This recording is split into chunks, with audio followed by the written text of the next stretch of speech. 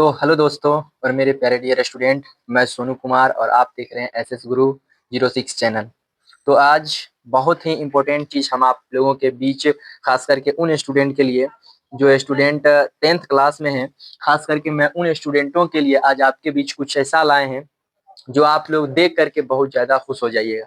क्योंकि खास करके जो हमारे 10th के स्टूडेंट होते हैं उनको मैथ में बहुत ज़्यादा प्रॉब्लम होता है, लेकिन अगर आज हम गारंटी देते हैं, अगर आप आज इस वीडियो पर रुके और इस पर ज़्यादा से ज़्यादा फोकस किए तो हम आज आपका लगभग मैथ का जो डाउट्स होता है, जो प्रॉब्लम्स होता है, उसको हम दूर कर दें। तो चलिए हम लोग चलते हैं त्रिकोणमिति चैप्टर, जो आप लोगों के बिहार बोर्ड में जो 10th का स्टूडेंट है उनके लिए बहुत ज़्यादा इंपॉर्टेंट होने वाले हैं। तो चलिए आज हम आप लोगों को क्लास 10th का जो मैथ है उसका 8वां चैप्टर, मैथ का जो चैप्टर 8 है उसको हम लोग आज स्टार्ट करेंगे और आपको video by video part 1, part 2, part 3 ऐसे करके आपको सभी वीडियो एसएस गुरु 06 चैनल पर उपलब्ध हो जाएगा। तो देर नहीं कीजिए, अगर आप चाहते हैं कि मैथ आपका बहुत ही सरल ढंग से और आसानी से कवर हो जाए तो अभी ही एसएस गुरु 06 चैनल को सब्सक्राइब कर लें। तो चलते हैं, हमारा जो चैप्टर होने वाला है उस चैप्टर का नाम है त्रिकोणमिति, जिसको हम लोग इंग्लिश में बोलते हैं ट्रिगोनोमेट्री। त्रिकोणमिति इंग्लिश में ट्रिगोनोमेट्री कहते हैं। अब इसका परिभाषा क्या होता है वो आप लोगों को समझना है कि सर त्रिकोणमिति जो है ये हमारे बिहार बोर्ड के लिए बहुत ही वीवीआई चैप्टर है, क्योंकि इससे ही बहुत सारे क्वेश्चन और ऑब्जेक्टिव क्वेश्चन भी उठाए जाते हैं। इसलिए आप लोगों को इस चैप्टर पर पूरा फोकस दे करके और ध्यान से समझना होगा एक एक चीज को, तब ये चैप्टर आपको कवर होगा, नहीं तो नहीं होगा। तो चलिए ध्यान देते हैं कि त्रिकोणमिति, सबसे पहले हम लोग बात करेंगे कि त्रिकोणमिति मतलब होता क्या है। देखिए, त्रि मतलब होता है तीन, त्रि मतलब तीन होता है। कोण मतलब तो आप लोग जान ही रहे हैं कि कोई भी त्रिभुज होता है तो उसमें कोण पाए जाते हैं। जैसे ये देखिए, ये कोण हो गया, इधर वाला भी कोण हो गया, इधर वाला भी कोण हो गया, तो इसे हम लोग बोलते हैं कोण। तो त्रि मतलब तीन, कोण मतलब समझ गए कोण होता है, और मिति मतलब होता है माप। यानी जब हम कोई त्रिभुज के तीनों कोणों को मापते हैं तो उस मापने की प्रक्रिया को ही हम लोग कहते हैं त्रिकोणमिति। एकदम सिंपल तरीके से समझना है कि सर त्रि मतलब तीन, कोण मतलब कोण, मिति मतलब मापन यानी माप, यानी तीनों कोणों को जब हम मापते हैं तो उसे त्रिकोणमिति कहा जाता है। इंग्लिश में बोलते हैं त्रिगोनोमेट्री। इसके बारे में और आगे परिभाषा भी हम लोग समझेंगे कि इसका आसान सा परिभाषा होता है, क्या आप लोगों को ध्यान से समझना है। इनका परिभाषा होता है कि गणित की वह शाखा जिसमें हम त्रिभुज के भुजाओं, भुजाओं आप लोग समझ रहे होंगे कि त्रिभुज का जो ये वाला होता है, ये जो कोण के, जिससे कोण का निर्माण होता है, इस लकीर को हम लोग भुजा बोलते हैं। तो त्रिभुज, गणित की वह शाखा जिसमें हम त्रिभुज के भुजाओं और उसके कोणों के बीच जो संबंध होता है, यानी ये जो भुजा हो गया, ये भुजा, तीन भुजा और तीन कोण, तीन भुजा और तीन कोण, ये दोनों के बीच में जो संबंध होता है, उसी संबंध को जब हम पढ़ते हैं, अध्ययन करते हैं, तो उसे त्रिकोणमिति कहा जाता है। बहुत ही सिंपल तरीका हम लोग समझ सकते हैं कि गणित की वह शाखा, मैथ का वह शाखा जो क्या होता है, गणित की वह शाखा जिसमें हम त्रिभुज के भुजाओं और उसके कोणों के बीच जो संबंध होता है, उस संबंध का जब हम अध्ययन करते हैं, उस संबंध के बारे में, किसके संबंध के बारे में, तो कोण और भुजा, ये दोनों के संबंध के बारे में पढ़ते हैं कि ये भुजा क्या होता है, कैसे निकलता है, कितना सेंटीमीटर लंबा होता है, ये कोण क्या है, कोण क्या होता है, ये सब के बारे में हम लोग इसमें पढ़ेंगे। और इस चीज को पढ़ना ही सर क्या कहलाता है, तो त्रिकोणमिति कहलाता है। ये चीज आप लोगों को याद रखना है। अगर हम नीचे और आए तो ये त्रिगोनोमेट्री जो है, ये जो वर्ड इंग्लिश में बना है, ये ग्रीक भाषा से बना है। एक होता है त्रिगोणन, त्रिगोणन, और एक होता है मेट्रोन। ये दो शब्द से मिलकर के बना त्रिगोनोमेट्री।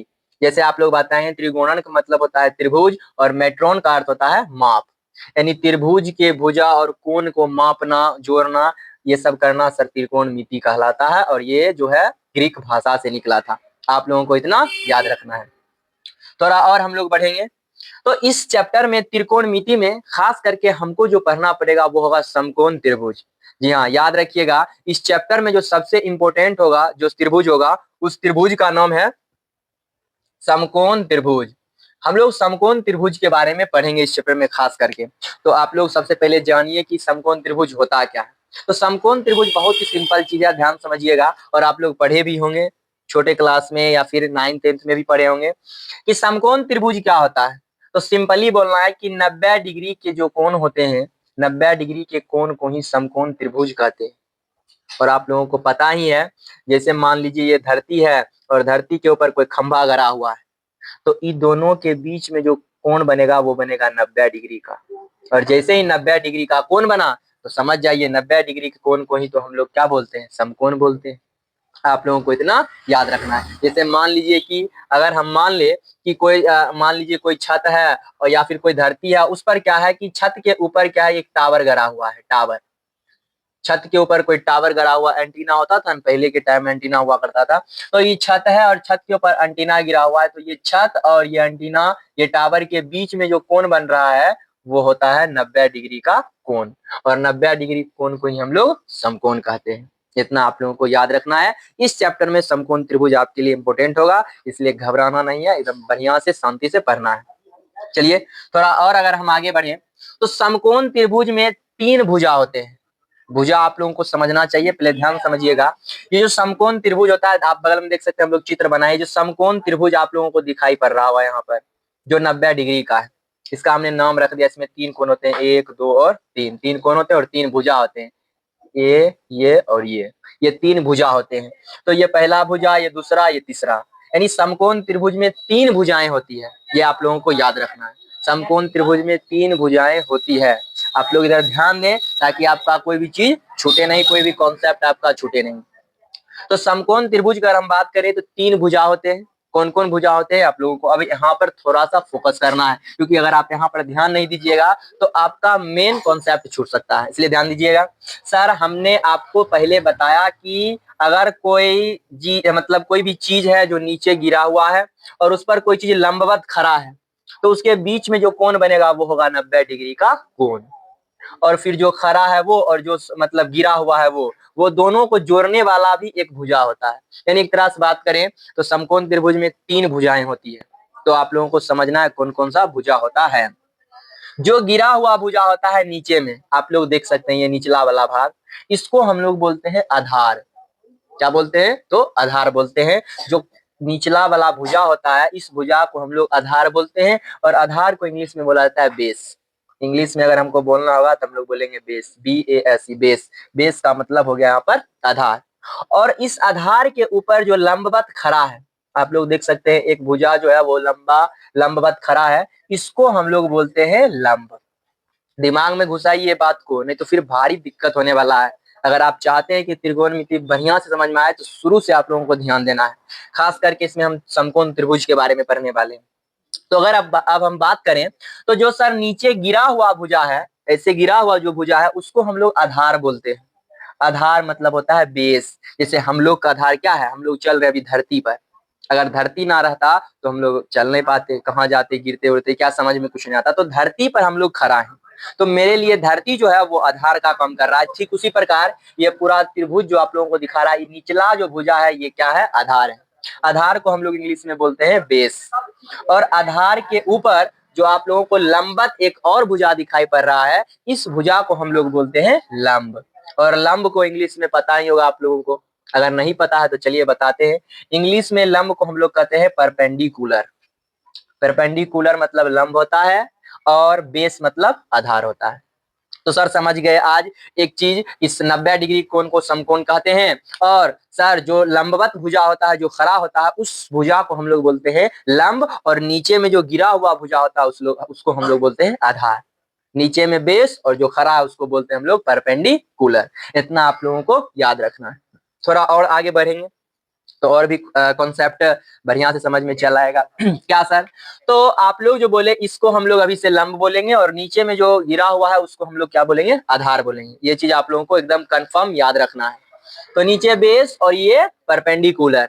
अब देखिए ये खड़ा जो है इसको लंब बोलेंगे, जो नीचे है उसको आधार बोलेंगे। लेकिन आप लोगों को पता होना चाहिए इस लंब और आधार को जो जोड़ रहा है, तिरछा वाला जो आप देख रहे हैं, जो भुजा है तिरछा वाला, इसको हम लोग बोलते हैं कर्ण। याद रखिएगा, जो ये तिरछा वाला भुजा है जो किसको मिला रहा है, तो सर लंब जो बताए थे वो, और ये नीचे में जो आधार है वो, उस दोनों को जो मिलाने का काम कर रहा है उसे हम लोग बोलते हैं कर्ण। और इंग्लिश में बोला जाता है हाइपोटेनियस। हाइपोटेनियस इंग्लिश में बोलते हैं कर्ण को, और आधार को बोलते हैं बेस, जबकि लंब जो है, लंब को बोलेंगे परपेंडिकुलर। तो अगर इस तरह हम बात करें तो तीन भुजा मिल करके सर क्या कर रहा है, तो एक समकोण त्रिभुज का निर्माण कर रहा है। कितने डिग्री का, तो 90 डिग्री का। जब भी आज के बाद अगर हम समकोण त्रिभुज का बात करें तो आप लोगों को दिमाग में सटीक से चलाना चाहिए कि सर समकोण त्रिभुज जो होता है वो 90 डिग्री का होता है। इसमें कोई आप लोगों को डाउट होना नहीं चाहिए। तो हमने आज आप लोगों को सर एक बेसिक सा बात बताया, और बेसिक इसलिए बोल रहे हैं क्योंकि ये सब हम लोग पढ़ चुके हैं पहले भी, लेकिन 10th में इसका बहुत अहम भूमिका है, इसलिए आप लोग को ध्यान से समझना होगा कि सर समकोण त्रिभुज त्रिकोणमिति का जो मेन जो है, आप लोग जिससे त्रिकोणमिति स्टार्ट करेंगे तो आप लोगों को याद होना चाहिए कि वो समकोण त्रिभुज से ही स्टार्ट होगा, इसलिए हम आप लोग इतना डिटेल से बता रहे हैं। तो सर समझ गए हम कि जो लंबवत लंबा खड़ा है उसको बोलेंगे लंब, जो नीचे गिरा हुआ है उसको बोलेंगे आधार, और ये दोनों को जो मिला रहा है उसको हम बोलेंगे कर्ण। इतना कंफर्म रहिए। लंब को इंग्लिश में परपेंडिकुलर, आधार को बेस, जबकि कर्ण को बोलते हैं हाइपोटेनियस। और इसके बीच में जो सर कोण बनता है वो हमेशा 90 डिग्री का होता है। यहाँ तक आप लोगों को कोई दिक्कत होना नहीं चाहिए। चलिए एक छोटा सा बात आप लोगों को और हम लोग बताना चाहेंगे, और आप लोग ध्यान से समझिएगा, ध्यान से सुनिएगा, हम क्या बताना चाह रहे हैं, ध्यान सुनिए। तो सर आपने बताया इसमें तीन भुजा है, लंब, आधार और कर्ण। जी सर, ये हमने बता दिया। अब थोड़ा सा और बढ़ेंगे। याद रखिएगा कभी भी अगर आपको बात करें लंब, आधार और कर्ण, ये तीनों में से सबसे बड़ा भुजा जो होता है वो होता है कर्ण। क्या होता है, तो कर्ण होता है। आप लोगों को याद रहना चाहिए। क्या याद रहेगा सर, तो आप बताए हैं कि ये तीन भुजा है, और ये तीनों भुजाओं में से सबसे लंबा और बड़ा भुजा जो होगा वो होगा कर्ण, हाइपोटेनियस। इतना आप लोगों को पता होना चाहिए। उसके बाद आप लोगों को हमेशा एक चीज और याद रखना है कि लंब कभी भी बदल सकता है, आधार कभी भी बदल सकता है। कहने का मतलब क्या, समझ लीजिए। कभी कभी होता क्या है कि लंब और आधार में बहुत गहरा दोस्ती है सर। ये आधार कभी कभी कहेगा लंब को कि मेरा जगह तुम ले लो, और कभी कभी लंब कहेगा कि मेरा जगह तुम ले लो।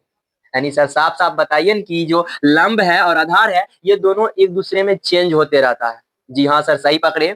ये जो लंब है कभी ये आधार बन जाता है, और कभी जो ये आधार है ये लंब बन जाता है। ध्यान से समझिएगा, ये दोनों जिगरी दोस्त हैं। कभी कभी एक दूसरे की जगह पर चलाते हैं। कभी आधार, सर ये जो गिरा हुआ है ये बन जाता है कभी कभी लंब, और ये जो खड़ा है लंबवत ये कभी कभी बन जाता है आधार। यानी कभी कभी दोनों में उल्टा होता है। तो इतना आप लोगों को समझना है। लेकिन एक चीज और आप लोग याद रखिएगा, भले ये लंब आधार की जगह पर चल जाए, आधार लंब की जगह पर चल जाए, लेकिन एक चीज याद रखिएगा, ये कर्ण जो है ये कभी भी बदलता नहीं है। आप कितनों कोशिश कर लीजिए, प्रयास कर लीजिए, कर्ण कहेगा हम अपने जगह से हिलने वाले नहीं हैं। हम लंब और आधार नहीं है कि कभी लंब आधार की जगह पर चल जाता है तो कभी आधार लंब की जगह पर चल जाता है। हम वैसे नहीं है भाई, हम तो कर्ण हैं, और कर्ण कभी भी बदलता नहीं है। यानी 90 डिग्री के सामने सामने सर, 90 डिग्री के सामने सामने जो भुजा होगा उस भुजा को हम लोग क्या बोलेंगे, कर्ण बोलेंगे। इतना आप लोगों को याद रखना है।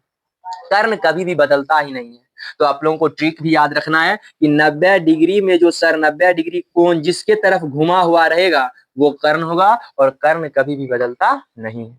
इतना आप लोगों को याद रखना है। जैसे मान लीजिए सर हम एक हम मान लीजिए यहाँ पर क्या करें हम एक त्रिभुज बनाए। मान लीजिए सर कि हम यहाँ पर एक त्रिभुज बनाना चाहते हैं, आपको इधर ही हम बनाकर दिखा देते हैं। इधर एक मान लीजिए त्रिभुज है, ये मान लीजिए कि सर 90 डिग्री का है, और यहाँ पर आप बना दिए 90 डिग्री का कोण। 90 डिग्री कोण बना दिए सर आप। तो 90 डिग्री कोण जब है तो इसके सामने वाले जो सर भुजा होगा इस भुजा को हम लोग कर्ण बोलेंगे। तो सर आप बताए थे कि निचला वाला तो हमेशा आधार होता है, लेकिन याद रखिएगा जब ये 90 डिग्री का कोण जिस तरफ घूम जाए वो तुरंत उसको कर्ण में कन्वर्ट कर देता है, उसको कर्ण बना देता है। तो इतना चीज आप लोग याद रखिएगा कि जो लंबवत है वो लंब है, जो नीचे गिरा हुआ भुजा आधार है, और जो लंब और आधार को जोड़ने काम कर रहा है वो कर्ण है, हाइपोटेनियस है। आप लोग इतना चीज याद रखिएगा, तब जाकर आप लोगों को त्रिकोणमिति का बेस जो होता है वह बेहतरीन ढंग से समझ में आएगा, बेहतरीन ढंग से बन पाएगा, नहीं तो समझ में नहीं आएगा। और भी इसके बारे में हम लोग बताएंगे नेक्स्ट वीडियो में। आज यहाँ तक रहने देते हैं, इसके बारे में और कल डिटेल से चलेगा। उसके बाद किताब का जो क्वेश्चन होगा वो भी सॉल्व कर दिया करेंगे, और वीडियो पार्ट बाय पार्ट में आ जाया करेगा। तो इसलिए आप लोग सब्सक्राइब करिए ताकि आपका ये वीडियो छूटे नहीं, और मैथ में खास करके त्रिकोणमिति में आप लोगों को दिक्कत नहीं हो।